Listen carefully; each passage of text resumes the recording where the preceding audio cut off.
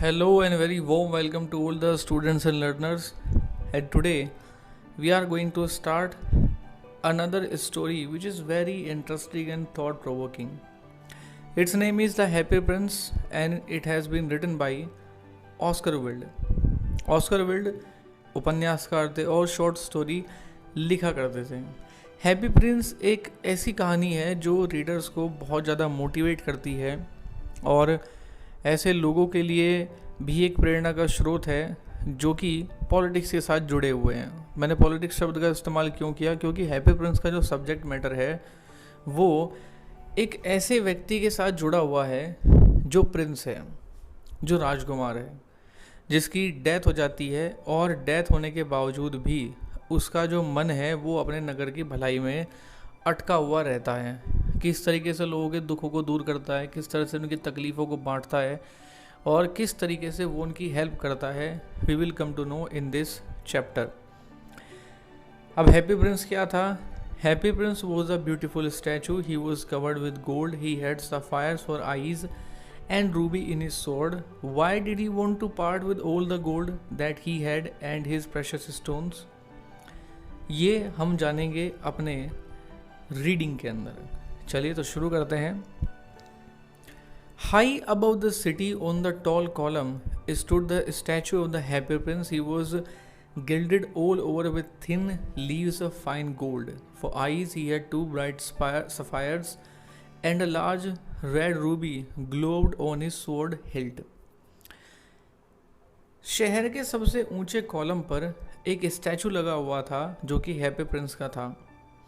उसका जो पूरा स्टैचू था वो गोल्ड की महीन जो पत्तियां थी उनसे उसको सजाया गया था। उसकी आंखों में दो ब्राइट सफायर्स लगे हुए थे और उसकी जो तलवार थी उस तलवार का जो हत्था था, उस हत्थे के अंदर ऊपर का जो हिस्सा था उसके अंदर चमकता हुआ रेड रूबी लगा हुआ था। One night there flew over the city a little swallow. His friends had gone away to Egypt 6 weeks before, but he had stayed behind. Then he decided to go to Egypt too. उस रात क्या हुआ कि शहर के ऊपर से उड़ता हुआ एक पक्षी आया, स्वैलो। उसके जो दोस्त थे 6 हफ्ते पहले ही वो इजिप्ट जा चुके थे, लेकिन वो पीछे रह गया था। बाद में उसने भी डिसाइड किया कि वो भी इजिप्ट जाएगा।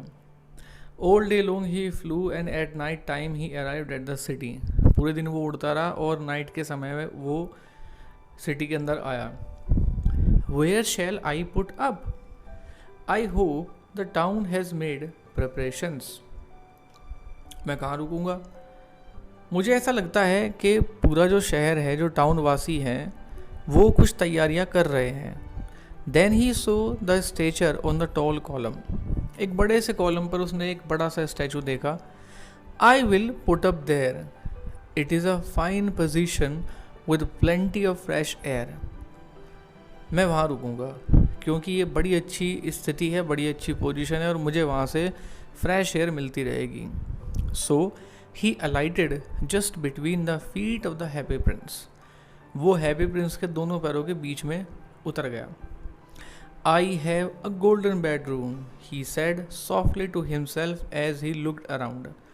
चारों तरफ देखने के बाद उसने बड़े मीठे अंदाज में कहा, अरे मेरा गोल्डन बेडरूम है. And he prepare to go to sleep. और वो सोने की तैयारी करने लगा. But just as he was putting his head under his wing a large drop of water fell on him. अब जैसे ही वो अपने पंखों में अपना सर रख करके सोने की तैयारी कर रहा था, एक बूंद उसके ऊपर आ गिरी. What a curious thing. There is not a single cloud in the sky. The stars are quite clear and bright, and yet it is raining. बड़ी अजीब चीज़ है. आसमान में तो एक भी क्लाउड नहीं है, बादल नहीं है, तारे भी साफ चमक रहे हैं, फिर भी बारिश हो रही है. Then another drop fell. दूसरी बूंद गिरी. What is the use of a statue if it can't keep the rain off? He said, I must look for a good chimney pot and it determined to fly away.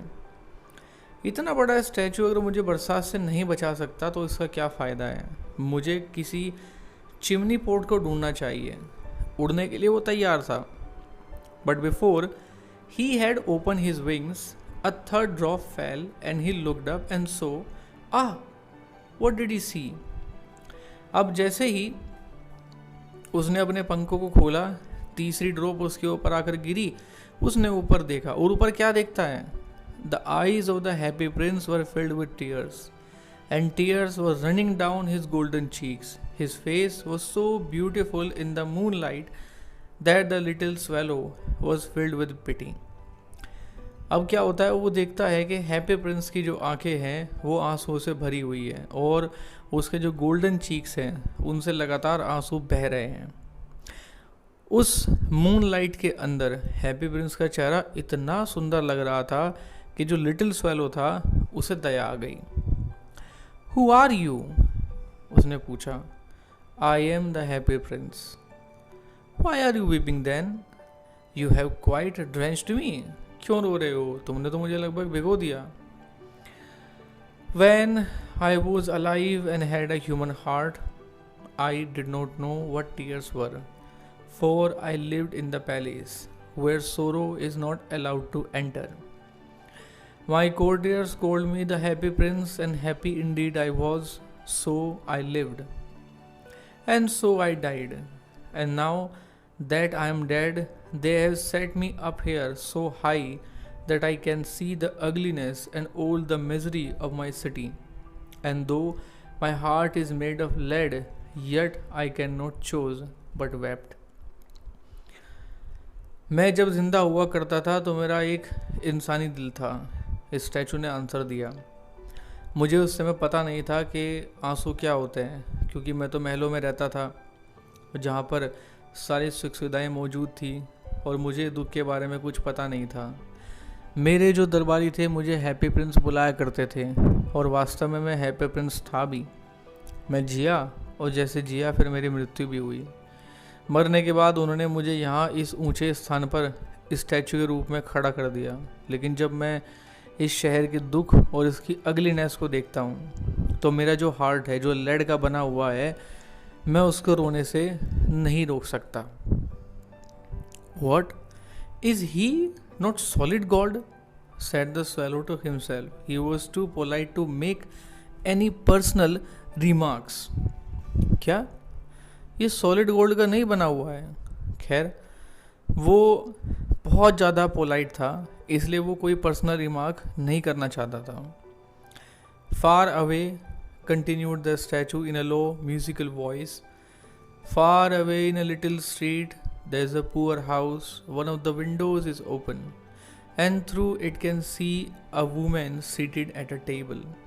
Her face is thin and worn, and she has coarse red hands, all pricked by the needle, for she is a seamstress. She is embroidering flowers on a satin gown for the loveliest of the queen's maids of honor to wear at the next court ball. In a bed in the corner of the room, her little boy is lying ill. He has a fever and is asking his mother to give him oranges. His mother has nothing to give him but river water, so he is crying. Swallow, swallow, little swallow, will you not bring her the ruby out of my sword hilt?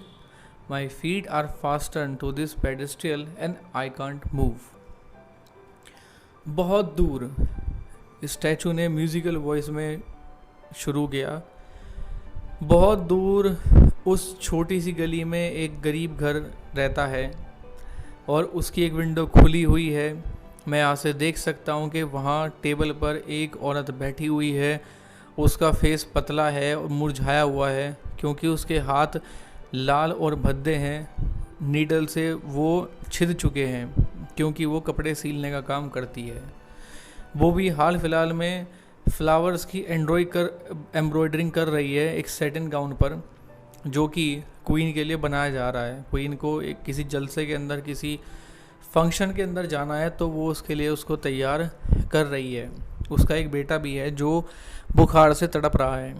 उसका बेटा बार बार रो रहा है और उससे oranges की demand कर रहा है, लेकिन उसके पास देने के लिए कुछ नहीं है। वो केवल उसको रिवर का पानी पिला सकती है। स्वैलो स्वैलो लिटिल स्वैलो, क्या तुम मेरे स्वॉर्ड हिल्ट से इस रूबी को निकाल कर उसको दे आओगे, क्योंकि मेरे पैर इस पेडेस्टल से बंधे हुए हैं और मैं मूव नहीं कर सकता। So this was the first part of the story, The Happy Prince. And will the swallow help the Happy Prince or not? We will come to know in our next part of the chapter. Till then, thank you very much.